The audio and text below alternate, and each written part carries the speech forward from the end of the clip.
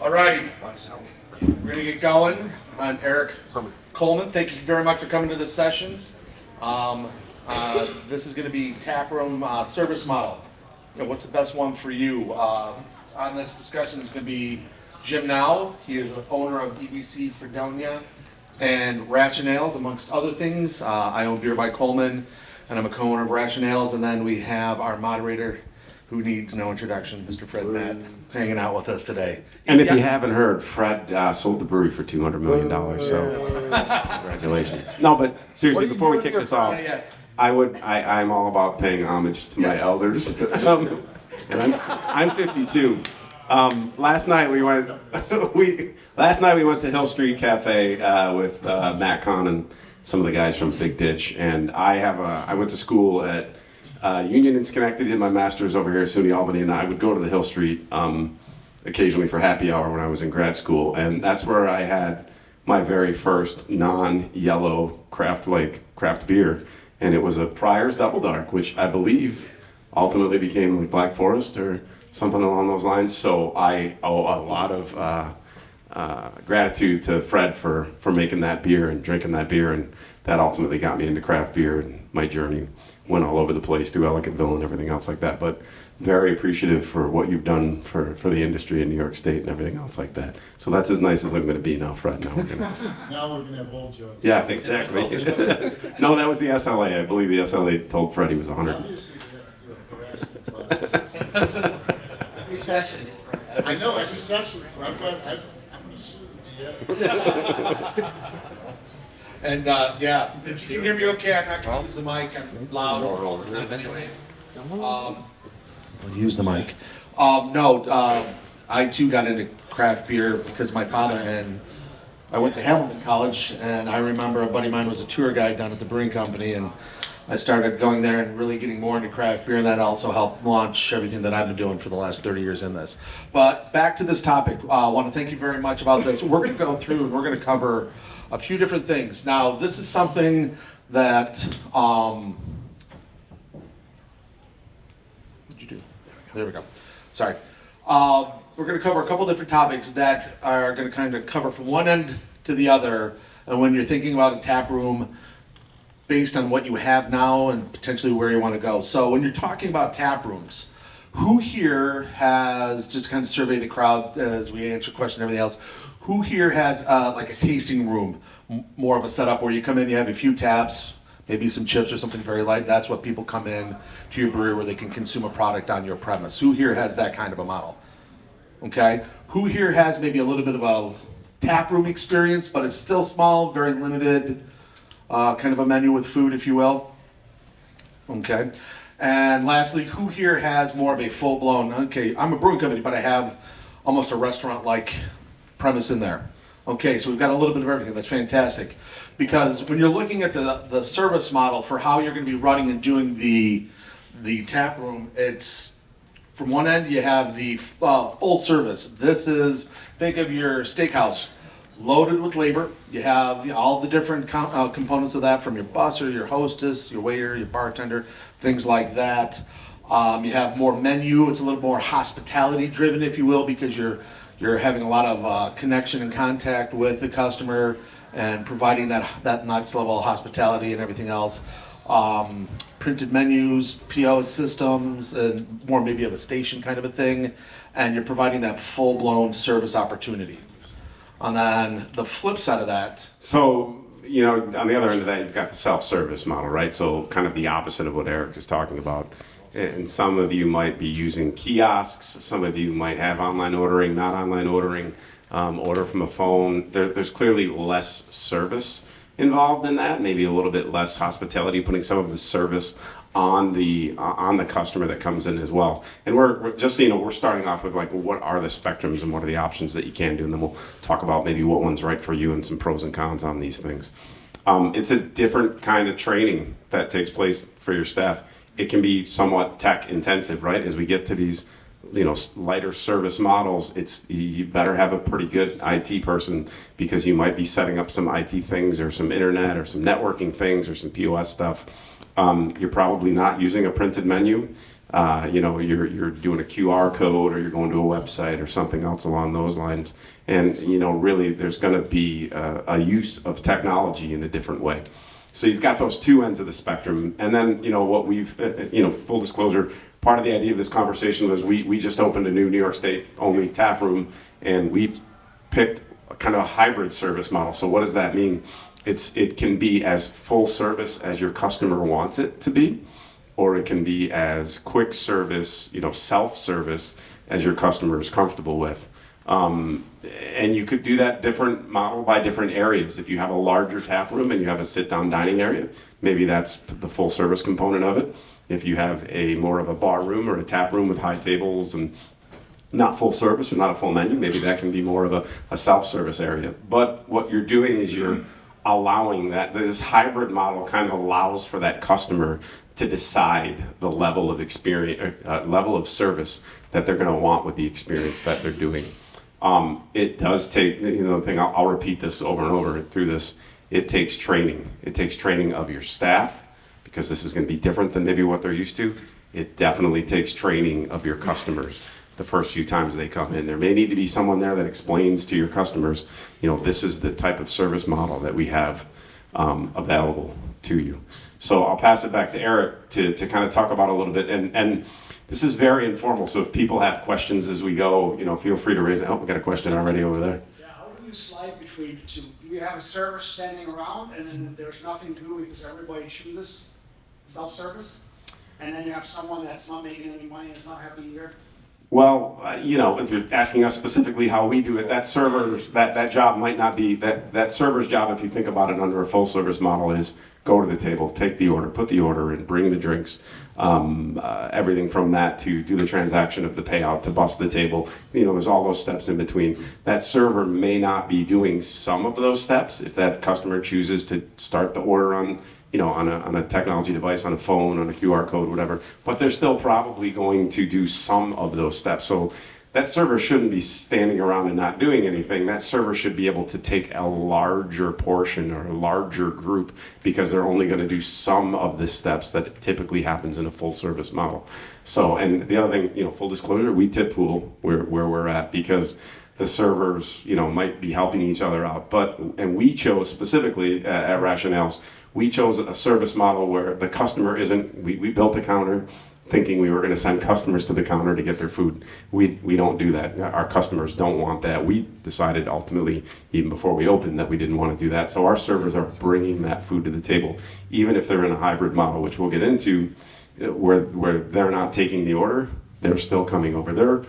Their job now is to check in with that customer, to still provide that hospitality, but to give them the level of attention that the actual table requires. And it runs the gambit, as we'll talk about. So, sure. Because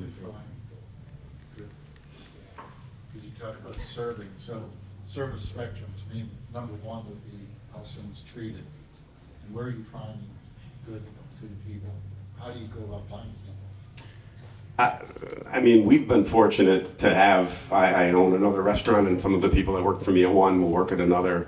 I think we've been fortunate. Erik has a tremendous amount of experience. We've relied on a lot of personal relationships or friends of friends. I always try to hire people that are coming with a recommendation from another employee, but we do things, post jobs online, post Indeed online. As we were opening this establishment, we had signs up, come be a part of our team and everything else like that.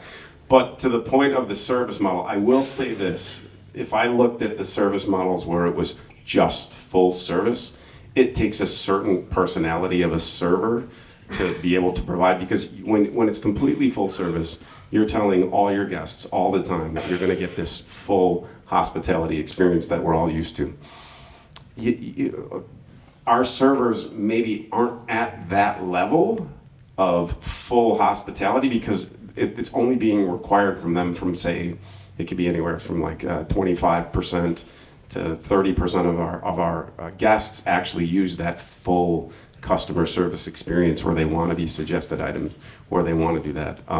Some of our servers are less hospitality driven and maybe a little bit more efficient or hardworking or things along those lines. I will tell you this, there is a group of your customers, more than likely, that don't hospitality and good service means different things to them. They want to have that information at their fingertips. They want to be able to make their own choices and do those things. They want things quickly as well. When we talk about this hybrid model, it can speed up the service process. Some people want that. They want to be able to sit down and order a beer before someone comes over and asks them what beer they want. That speeds up the process. That's what they want. I used to be a restaurant consultant for US Foods, and all they did was preach about how millennials' service to them is something that's different. It's information and speed. And these hybrid models, you're able to provide that to these millennials. And it benefits them, and in some ways it can benefit you. There's no waiting to close the check if someone's going to be willing to pay for that check on their phone, going back and forth. Question? Yeah, so, okay, how do you communicate the hybrid model? Like, I've been attempting this where I have the main breweries, very large, like 3,000 plus square feet floor, where, okay, I'll serve in here. I have a covered patio that's year round. That'll be like scannable and stuff like that, where I have outside picnic tables, which some might be scannable and some have to go to my outside grill or something. That's what happens during that time of year. How do you like communicate that to people to get them to the right places and then handle when there's an open table on the patio, but for them to be out there, they have to scan their QR code, but they're in an elderly couple because there's no table in here and they don't want to do that. So how do you like manage that whole communication to get people to understand? I think it's a process, right? You don't train a server when they come and work at your tap room in one day. You train them over a period of time. You're doing that same thing with your customers. It's going to be something that you're going to have to do with your customer over a period of time. And the first place you can do it is potentially on your website and talk about the different, when you hit our splash page, it talks about, you deciding the level of service that you want in our restaurant. It comes from that. I think, especially when you have multiple areas, a few things I would take into consideration. I heard you say, well, some of the tables you order from the QR code and some of the tables you don't.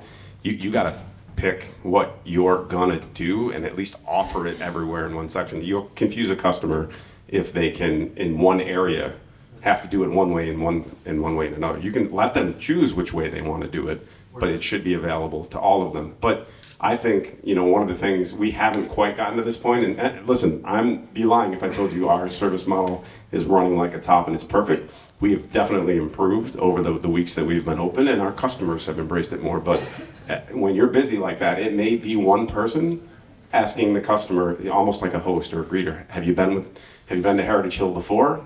Okay, let me tell you a little bit about how we do things, and then what are you interested in? What are you okay with doing the QR code?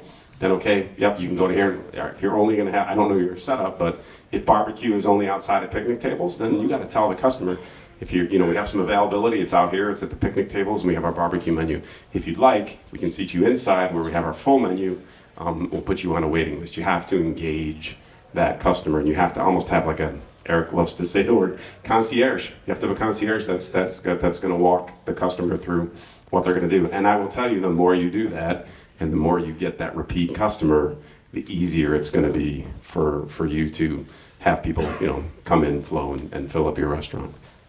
Yeah, I mean, just as owners and operators, just always remember it starts with you, and then you got to provide that training, and then you just kind of, as it gets embedded and ingrained, it will develop and flow, and it's providing that training, kind of tying to what you were talking about, Fred. You can work with any level of staff that is very much a people person to some who are a little bit less, as long as you give them a few talking points. It's like, here's a little script about the intro. Take that, make sure they know what they do. Even if that person is going to go touch only or touchless per se, somebody should make sure that they're doing that. And if you don't have a host, because you do have a large swath of land that people can sit at and everything else, just make sure that somehow your staff knows that, whether they're just kind of working out there, checking with them, say, are you all set? Do you have any questions? If somebody looks a little confused, maybe explaining that with them. And then it doesn't hurt if you model that a little bit, and then eventually they're going to come with that. And then, we could talk a whole nother session on how to work with that and training. And, as Jim said, he's hands-on as an owner. I've been a consultant with Beer by Coleman, helping open up brewing companies and writing policy and procedure. And, as much as I do stuff in the back of the brew house side, working with the front of the house staff and that training. And it just is going to come down to pick the lanes, like Jim said, how do you want to kind of just lay it out and then just stick to it and then. I think the other thing is, when you look at the way we've done it, our bartenders are probably more customer service oriented. If someone's going up to a bar in a tap room, they're probably going to order from that bartender across that bar. They need to speak that hospitality language a little bit better. They definitely need to know those beers. But that person that's going, and it could be the bartender going to the table at certain points, you can decide how you set this up. But that person going to the table is more of just the true service of service, not the hospitality. It's serving and bringing the food. It's clearing it when it's done. It's making sure that they're okay paying on their own on the QR code or pulling out a handheld and taking that credit card or cash. We have these gentlemen that come in. They're about Fred's age, and they they don't want to order on the QR code, and they don't. I saw Fred actually order off a QR code. Don't let him lie to you. But they pay cash every time, and our server comes over, takes their order. And you have to be able to adapt, I think, to what service level that customer is going to want from that perspective. I want to move on because we do have a couple of things we wanted to talk about on this. Erik's going to talk a little bit about, when do you consider what service model? I firmly believe that this hybrid model is going to be something that we're going to see more of in the future. I don't think full service is going to die completely, but I think it's going to be less of a percentage than it is now. COVID did that to us, right? How much people are doing more takeout than they did before COVID. I think the service is going to move in that direction. And there may be some of you that are strictly going to be just a tap room at the bar, over the bar, that is almost a little bit of like a hybrid in its own sense from that perspective. But there are some things you want to consider when you're picking the level and the service model that you're doing. Yeah, in that consideration, if you are one of those, I'm a production facility that has a small tasting room, people come in, we have some taps, they'll hang out for a little bit, get a growler or a crowler, and then they head back out. That will kind of set the tone for what you're going to be able to provide, because if it's a little bit more of that smaller setting, that is by design, how you have it operating, very intimate. That is more of that full service in the sense because you're right there, you're interfacing with your customer, and maybe if you have a very limited food menu, it's just not a lot to have to relay on that end, but there's a lot of interaction. So if you have that kind of a model and you're saying, hey, I would like to add more, then yes, you got to start maybe thinking about what is it you want to grow into and how is that going to go, because are you more production, or are you going to try to build out more of a tap room, or maybe you're like, hey, phase 2 is to open up 2,000 square foot floor plan where we're going to have seats and tables and do that. Then you definitely want to do a little homework and think about what's the next phase. How do we want to, what do our customers, and this is kind of the next thing to think about, what is your demographic? Who are your guests that are coming in? Are there somebody that are used to that experience and love to learn about the beer, and you want to be able to still provide that? Then maybe that full service model is something you want to roll with, or due to the nature of the community, that even though you're going to grow, it's still a very small place. Everybody kind of knows everybody, and then you might want to stick with that. Or if you've got a more younger crowd that do go a little more of the QR code and things like that, or somebody, if you're in a busier metropolitan area and you have a large space footprint, or you have a large patio, then and the population based on that, and then the size of the facility space that you're going to have, what model will work best with you without blowing up your labor costs? We just talked the other day when we were in the accounting, because one of the things, whatever you pick, full service is more labor, but if it's very small, a little more controllable. But if you're thinking about growing, or you're thinking about trying to do more, you really want to make sure you're starting to pay attention to those other things as well. And those are a couple of things that you want to do. And then also, are you doing mostly dine-in only, or do you want to convert where, hey, rationales, we're hoping to grow into, a lot of our model is the food is very portable, going to be able to go, and if that's something you want to go into also, then maybe you don't want that full service experience because it's a little more, I just want to order it and go. I might come in and grab a beer while I'm waiting for it type of thing, but I don't really need the full-blown service experience. I already know what I want. I just want to come in, get it, and then go. Outside of just like the target audience and the concept, I think you have to look at the footprint, right? Like I believe that hybrid and quick service works a little bit better when you have a smaller space. I'm of the belief that full service just takes more room. It takes more room because your tables are tied up longer. You're not going to turn them, as quickly. So if you try to do X number of covers a night, you're going to need more space for those tables. You need server workstations. One of the restaurants I have is full service. It will never not be full service because it's in Fredonia, New York, and it's a very set, stable town, and it's always been there, and it's going to be what that is. But that concept uses more space per table than the concept that we do that is smaller in Williamsville, just outside of Buffalo. So your layout is going to be a consideration as to what service level you choose. And also, you have to think about the menu as well. If you're doing something, obviously, I'm not going to get into the legal requirements of what food you have to have and everything else like that, but my belief is that you need a menu that is comfortable to come to the guest, maybe a little bit more sporadically. When customers are allowed to order for themselves, they don't put in their order all at once. They put something in, and then they put something else in, and I want to, So as you consider and think about those things, you better have a menu. I can't imagine doing hybrid model with doing steaks or a little bit finer. I don't think anyone's doing that. I'm sure there are still some brew pubs that are doing that, but the more you get like an actual full meal type setting menu, it becomes a lot harder to do the hybrid or the self-service model. If you're small plates, if you're tapas, if you're shareables, if our concept is soup, sandwich, salad, bread type thing, it works a little bit easier that the food doesn't necessarily come out completely at the same time.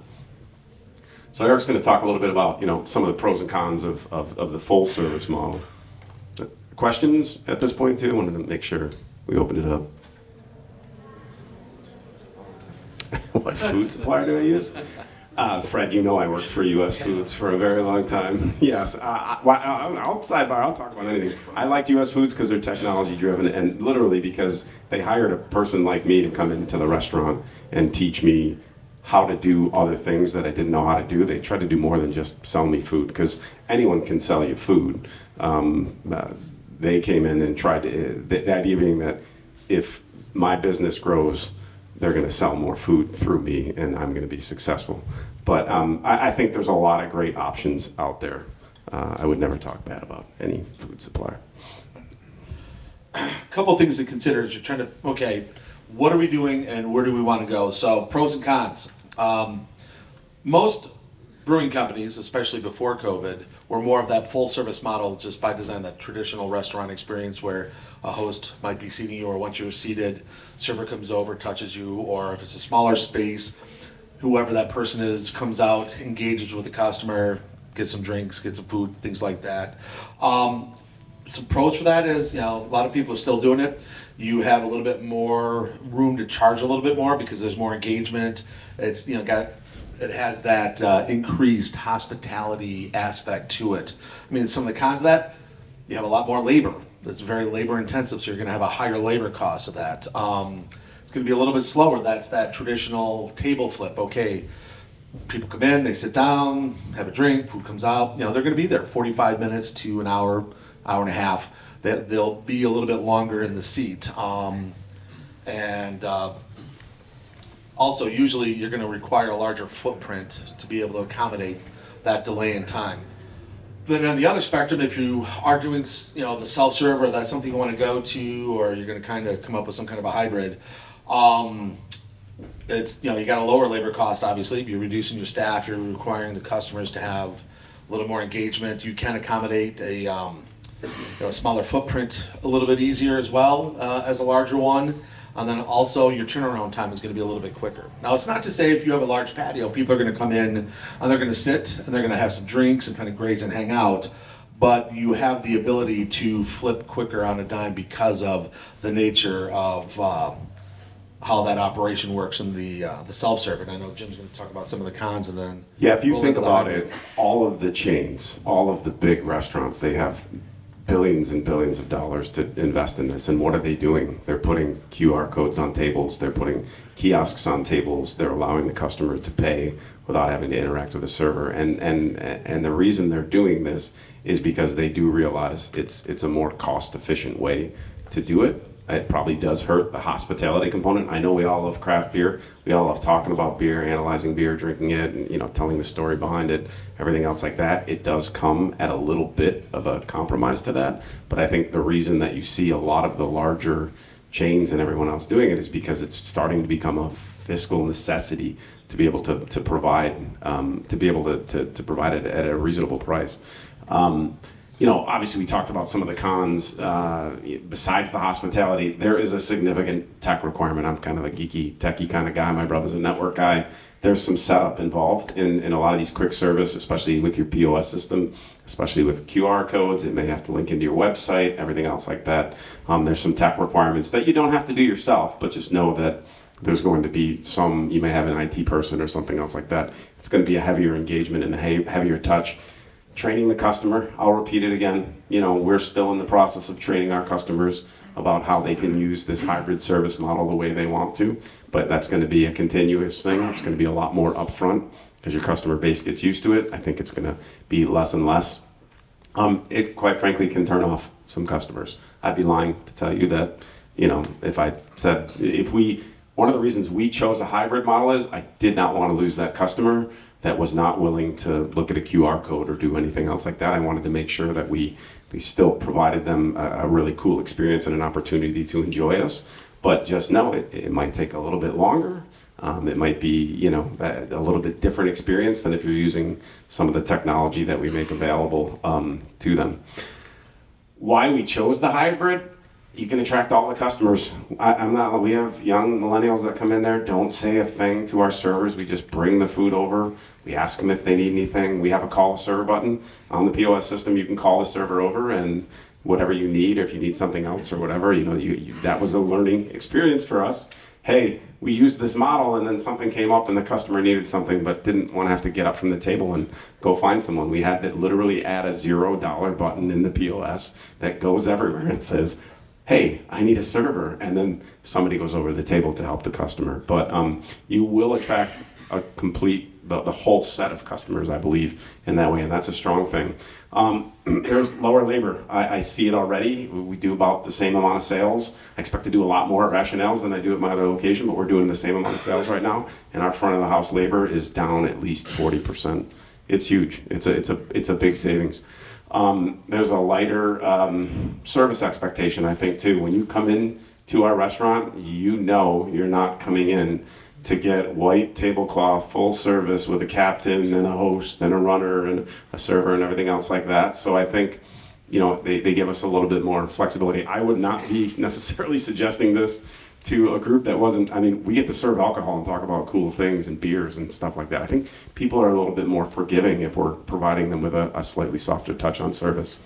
The cons, from a hybrid perspective, you got to invest in a system, and you have to invest in that training, and you have to invest in that technology to be able to do this. There is certainly a little bit more, just like anything tech, there's a little bit of an upfront cost, but your operating cost and your labor cost should go down, as well as I do think we're able to do more business. If you think originally in the full service model that I had workstations and servers would walk to a table and then put an order in at a workstation and then walk to a table and then they'd ask for the check and they'd walk back and print the check and then they'd get the credit card and walk back. And you look at those steps, the minute we switch to a POS system, if you're not using handhelds and you're still that first full service model, that's the first step you should take. It just reduces the number of steps that your servers have to take. It increases the turn time on the tables. It decreases the number of servers that you need on to service. Even if the service level stays at that full service, with those handhelds, you will be quicker and faster. The jump from workstations to handhelds is about the same as going from handhelds to hybrid in the amount of labor saving and actually the speed at which we can turn our tables, because we're a limited space. Question? How do you deal with underage drinking and IDing when you move to a less touch? That's a great question. We should have thought of it. I'm only kidding. We actually went to our POS provider and said, hey, how do you see other customers doing this? And, other restaurants doing this. We allow anyone to order. When you start that QR code, we're not asking for your date of birth or anything else like that, but we are definitely teaching whoever is running that alcohol to the table that they need to ID, unless I won't take the easy joke here, Fred. We make them ID. At that point, could it cost us a beer because someone was underage and put the order in and they didn't have their ID or something else like that? Sure. It could cost me one beer every hour and it would save me a tremendous, that beer costs $1.25, but I've taken 1.5 servers off the floor. But it's important that you do that. Yeah. could you put a buffer for time on a QR code? Because what if we all order at the same time? Yep, that's a great question. Now your kitchen is inundated. I- And it takes 45 minutes to get into it. So there's a few things. I would not be surprised. It's going to depend definitely on your POS system, and the one that I'm most familiar with is Toast. I would be lying to you if I told you, I know you can put a buffer on for online orders that come from the outside coming through. I'd say there's a 50-50 chance that Toast probably lets you buffer the number of orders that goes in to the kitchen from those QR codes. I don't really know. The other thing I would say is, and we had this conversation, is if that goes back to menu, right? If you're cooking chicken wings from scratch in Buffalo and you're not pre-cooking them, it's about a 15-minute downtime in that fryer.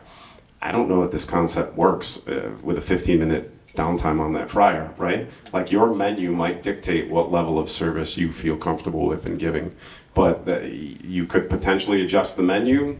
You could potentially do a limited menu on the QR codes. I don't know, if your space is broken up where, hey, this is QR code only, but you can only order, this subsection of the menu. You can definitely do those things, but there's going to be a little bit of it, and that comes to educating the customer and making the expectation. Because yes, I know what you're saying. You absolutely, when you run a restaurant, you run a lot of restaurants. You don't want 50 people at all at once. You want 5 people every 10 minutes, right? Or every 6 minutes in an hour. You get a little bit of that loss. If you have a hostess up front, you can tell them, hey, you can start to lay that expectation down. You can seat the tables. We don't take reservations, but we do have a wait list, and so we can seat those tables a little bit slower. But the reality is, yes, they can put things in. I think the other bigger consideration is when the customer is ordering, you're not getting one ticket for the whole table. You might have the exact same number of items, and it might be, let's say it's 6 tables and it's 6 tickets. Now it's 6 tables, but it's 9 tickets because half the people ordered at one point, and then the other half are going to order again. So that it is a little. It's not just plug and play and go that way. You have to adjust to it. So Jim, you're shopping the server's shopping the food. You're not assigning seat numbers and pivot points. So the way, I can only speak to the Toast system, there's one QR code on the table. We could all scan it. We could all open 4 different checks. It's going to put our names on each of those. And that check is really almost seated, right? There's the Erik's seat and Fred's seat and my seat. And it's one check. But it could go, if we all put it in at roughly the same time, or I put it all in, it's going to go back as one check. But if they're done at different times, you could have Erik's order and then my order come in differently. And so instead of having one check with 3 items, you could have 3 separate checks, or one check with 2 items and another check with another. So it does make that a little bit disjoint. But again, our menu is soup, salad, sandwich. So it doesn't matter if we don't get the people that want to go out and have that traditional sit-down meal where all the food comes out at the same time. And that's it. And we didn't design it that way. And that just goes back to, depending upon what you're doing now and what you want to roll into, what are your goals? And then based on that, the model you want to project will help dictate the service model that's best for you, because no one system is the best, just it's dependent upon what you're looking to roll out. And then also, as you go into these hybrid models or these more self-service models, there's other ways you can educate the customer, because in the craft beer world, people come in, they like that experience. They get a little, sensory training. They get a little explanation on the beer. They like that, but there are ways you can have that. Maybe one of the things we do is we have a TV screen where the beer menu rolls. We have a little bit of a descriptor, and then we still promote, hey, you want to try something? We'll go ahead and give you a little sample of something, test drive it before you like it. You just allow the customer to also help dictate what they want, and if they ask for it, then you provide it, instead of just always recommending it. But that also then comes back to just making sure when you commit to whatever you're looking to do, make sure you tell the staff, train the staff, and then, let them understand that there will be some fluctuation in what they're going to deal with. That is a comment I missed. There is a reduced customer engagement. There's no doubt about it. When I say customer engagement, I mean person to person from that perspective.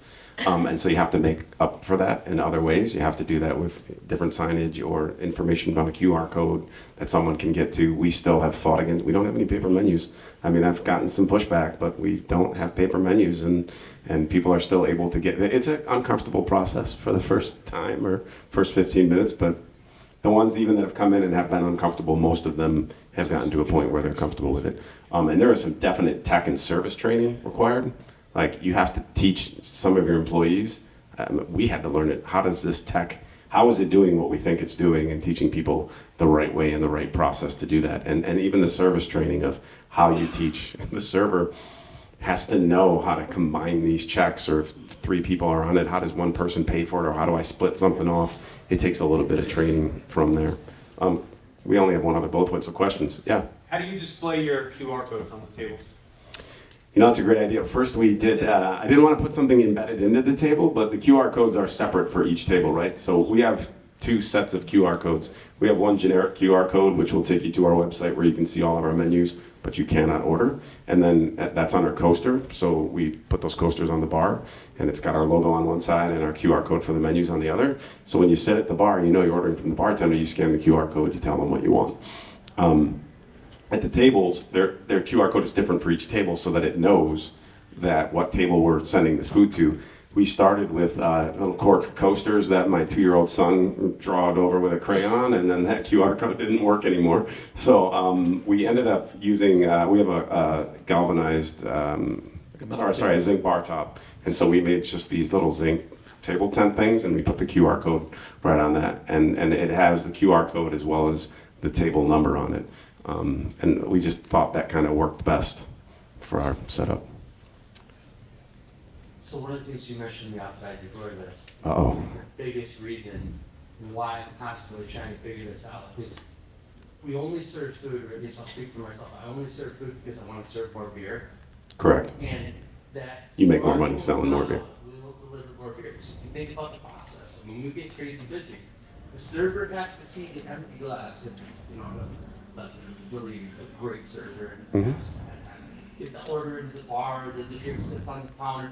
All of that is lost time for the next beer, and which is where our profits lie. So I'd say this about self. it's because of that. Yeah, we should have done one on self beer pour walls. I think, show of hands, who's in favor of self beer pour walls? And show of hands, who's against it? And you want to know what? It's coming, people. It's coming, because I love craft beer. I love talking about craft beer. But I can explain this beer, everything that I feel about it, and you're not really going to know until you try it. And you know what I'm going to do? I'm going to pour you a sample. I'm not going to charge you for it in most instances. And I'm going to give it to you, and you're going to try it. If it's a self-pour wall, you make every ounce that you pour, you get paid for. And you could tell me it's the greatest beer in the world, and I have a sip of it, and I don't like it. You could tell me it's the worst beer you ever had. I take a sip of it, and I love it, and I'm ordering a pint. So not only does it do that, it also speeds up that process. Your customer can get that beer quicker. Even if you can have the best server in the world and they're providing great, efficient service to some other table, the one table that wants the beer is waiting for that process to happen. In the QR code world, they're just putting it in, ordering the beer right away. And it speeds that process up. The customer is satisfied quicker, and you are gonna turn that table quicker. Yeah, But I don't mean to bring up that self-pour wall thing. I think I'm gonna make Paul put that on the agenda for next year, because I do think it's something, as an industry, we should all be out in front of, because I do think it's coming as well. Question? Yeah, so what is the liability then, in terms of like they're ordering the beer through a QR code? Who is liable if someone's overserved or underage, I guess? I mean, they're in your licensed premise. You are always liable for what happens there. So if it gets ordered, like someone asked earlier, how do you ID? You should absolutely be IDing, to the requirements. I believe the requirements is if you look like you're under 50, you need to be ID'd. But you should be IDing those customers when they get that beer. Overserving is the same thing. If they order that beer and they come up and that person looks over inebriated, I mean, that's a judgment call. I'm not here to tell you what is or isn't over inebriated. You should probably not serve that beer. It's the same thing.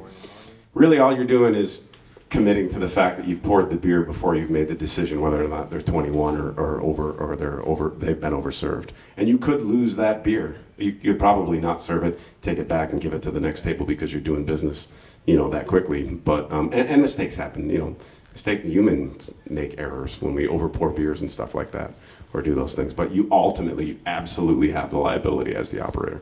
I feel like that creates a much harder conversation with your customer. If they've already indicated what they want, and you're supposed to bring it in a slower service model, and then you have to also say, actually, You mean if somebody's underage? if somebody's overserved. How do you guys experience that? We haven't experienced it. We're a smaller, intimate place, so I think we would be able to see, like, hey, someone seems like they're overserved, and so if that ticket it will literally just send a ticket to the bar or a ticket to the kitchen display. I think we would probably be like, maybe we should. I mean, I could see if you saw it happening, maybe you would not go over with the beer. But it's teaching the server, like, I'm sorry, I can't serve you. You seem to have been overserved, and if they have a problem, they're going to go to a manager. And listen, when you cut somebody off, I'd say half the time they want to talk to a manager, they want to do something else, and so it's going to be an issue anyway. It maybe looks a little bit worse because you have the beer. Excuse me. If you have a dramatically reduced labor costs and you're pricing your food items for this hybrid approach, do you accept maybe a slightly higher food cost because the experience is different than at your full service place? Like, is it a $15 hamburger instead of a $17 hamburger? You're not making the margin, but your labor is so much lower? I think that's on a case-by-case basis. I can see as a customer perception thing, should I be paying a little bit less for this because I'm not getting the full service?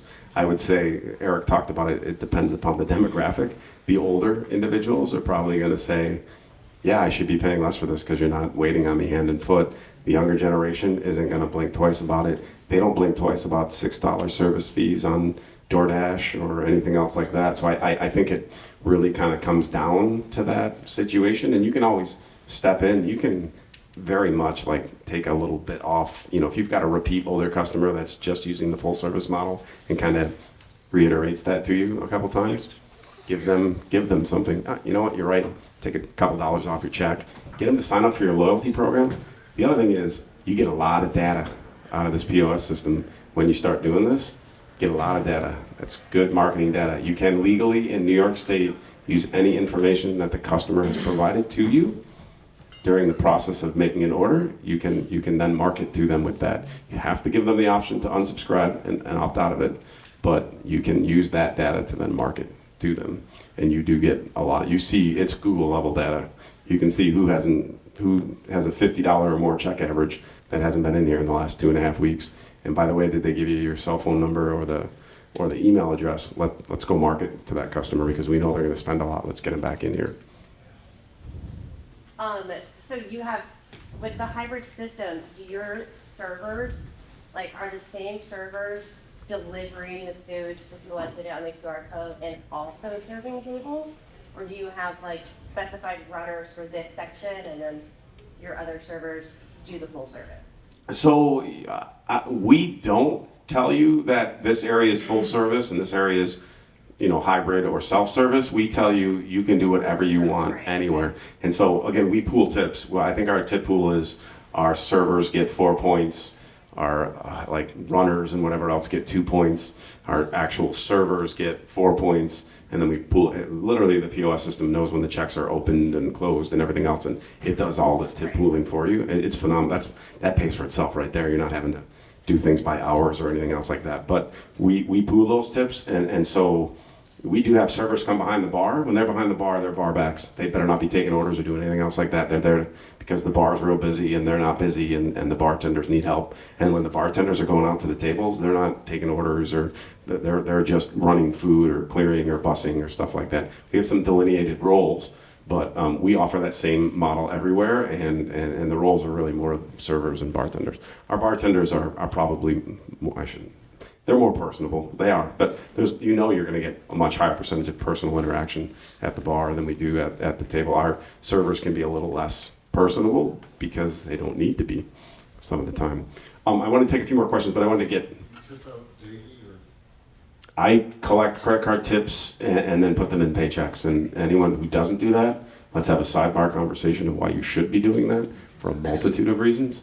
But we put our tips in our paychecks at the end of the week. Also, you can legally take whatever the credit card processing fee is on those tips. So if you paid a server $100 in tips and your credit card effective rate is 3%, you only have to put $97 in their check. And I can give you a very good way to tell your server why they still want to do that process. But I'm a firm believer of both of those things. Put it in their paycheck and have them cover the cost of processing just the tips, not the rest of the check. I wanted to talk quickly about tech considerations. Just on that, wouldn't Yeah. that like the servers would just, oh, the credit card machine's not working right now, you have cash. I'd fire them if I ever heard that come out of their mouth. That actually, with our POS system, I'm sorry, I was very aggressive. With our POS system, credit cards never go down. We can process in an offline mode. We run the risk of somebody using a debit card that doesn't have it, but you know, it's like to-go orders and online ordering and everything else like that. The number of chargebacks I get, like, I didn't get this meal, you know, friendly fraud or whatever that happens on our online ordering. First of all, fight them all because you can win a higher percentage than you think. But it probably costs us a couple $100 a month. But I do 25% of a full service model in Fredonia. 25% of that is DoorDash and online orders out the door. And I would never give that revenue up. It's almost like a cost of doing business. So some tech considerations. You need a POS system that does this. I hope there's no Micros reps in the crowd. Micros and Aloha, and if you had an older established full service restaurant, they're not necessarily the solutions to do this. They might have some versions that do this. They probably cost an astronomical amount of money, but most of the POS systems are starting to integrate some, if not all, of these capabilities, like integrated online ordering or integrating into DoorDash or QR codes for ordering and paying at the table. We haven't really even talked about it, but you could do all the orders the way you normally do and then just put a QR code on the receipt and pay at the table. That's gonna speed up 25% of the process. There's some local places near us that didn't take the full leap using the same technology and just allow for pay at the table. And their high tops in the bar area where they're getting full service, those high tops, about half of those checks are being paid with a QR code. That's saving that server time that they don't have to go back and forth or don't have to go with the handheld, and it just speeds things up. But they're not all created equal, your POS systems. And you really need to look at, can my POS system do what I want it to do for the service level and model that I want to do? I would highly suggest you go out and see that in action somewhere at another brewery or another restaurant or something else like that. Networking and support. I just tell you right now, if you don't have an IT guy or gal already, you need an IT guy or gal, because it's going to be potentially having to put in a different network or access points or making sure it's online and everything else like that. And then there is a cost. There's no doubt about it. I mean, the POS companies aren't giving you this for free. There's going to be a cost to it, but typically, there's an upfront cost. Handhelds or other kiosks or printing QR codes or whatever it is, there's a recurring cost, right? You're probably paying monthly fees to the POS company or whomever else to use this software and technology. Don't forget, there's credit card fees in there too. When any POS decision that you're making, you need to look at upfront costs, recurring costs, which could be licensing and support, and then credit card fees. They can give you the system for free and beat you up on credit cards. Or conversely, they can charge you a ton of money for all this stuff and give you a really good credit card rate. Or they can give you a higher credit card rate and you don't pay for the hardware. I mean, you have to make that as a global decision. But there is an elevated cost in doing these hybrid service models up front that hopefully, if negotiated correctly, the real savings is labor. And we all know that labor is not going down anytime soon. Any other questions out there? Got a few more minutes left. Just a quick question. Jim, do you guys see any difference in like the percentage of tips that servers get, whether it's face-to-face versus scanning a QR code and paying at your table, but the server's not there?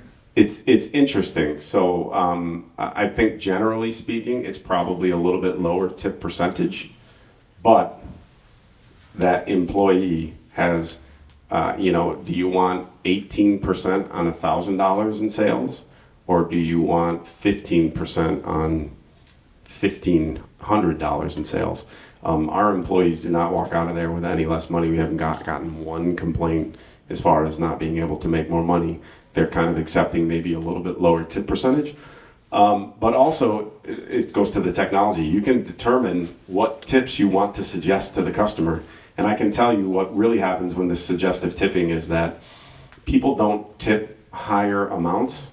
They stop tipping very low amounts. If the suggested tips are 15, 18, 20, or 18, 20, 22, and someone has really kind of subpar service, it happens everywhere. You have a bad day as a restaurant, and you don't get the service level that you want to them.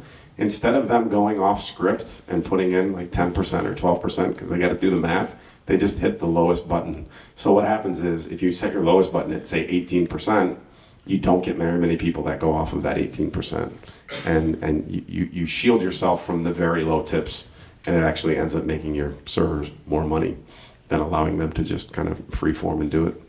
So net, your employees will make as much money. Our employees are making north of $30 an hour, the service folks. Do you see, sorry, I have a lot of questions. That's okay. Not a problem.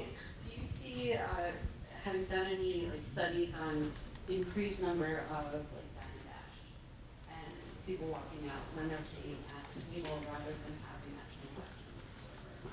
We haven't had one Dine and Dash in about 3 weeks. Yeah, Knock on wood. If we get a Dine and Dash now, I'm going to come blame you. But no, we haven't seen any. And there, like I said, the other place where we saw the actual pay at the table in action, the few servers that I spoke to, I don't think I've ever heard of them saying they've had a Dine and Dash or anything else like that. And the beauty is it's credit card, so they can't say they dined and dash and then took the cash as well or whatever. So you don't get the nefarious server trying to game the system along those lines. So Question? When your customers are ordering on the QR code, do they have to use a credit card to submit the order? So there's already a card linked to it no matter what. That's going to depend on your POS system and how you configure it. Like I said, we use Toast. Toast makes you authorize 1 cent. Okay. So, could someone get authorized for 1 cent on a debit card and then not have enough money and then leave without doing anything? Yes. But again, we haven't had that. And even if we did, the amount of money that we save in labor just makes up for it. It's that same thing I said about chargebacks and online ordering. People just eat the cost of those chargebacks because they're doing so much more revenue in online ordering because they have a good, powerful system to do it. So we're again, everyone's situation is different. We're in a rather affluent suburb of Buffalo, and I think it'll be interesting. I will ultimately implement probably this hybrid model at the place in Fredonia. I'm interested to see. I don't think the adoption rate will be nearly as high, and there may be more Dine and Dash because now we've got college kids figuring out how ethical they are. Any more questions? Any other questions and anything general? Well, thank you guys so much for coming in. I know this is always interesting when it's the last session. We're all tired, beered out, or getting into more beer. And I just want to thank you very much for coming in. Our information's up there. If you have any questions, feel free to shoot us a text, email, any questions, and to help you out however we can. Thank you very much, and thank you, Jim. Thank you, Fred and Matt, for being here with us. And appreciate all that all of you do out there. Cheers, and have a fun rest of your Friday.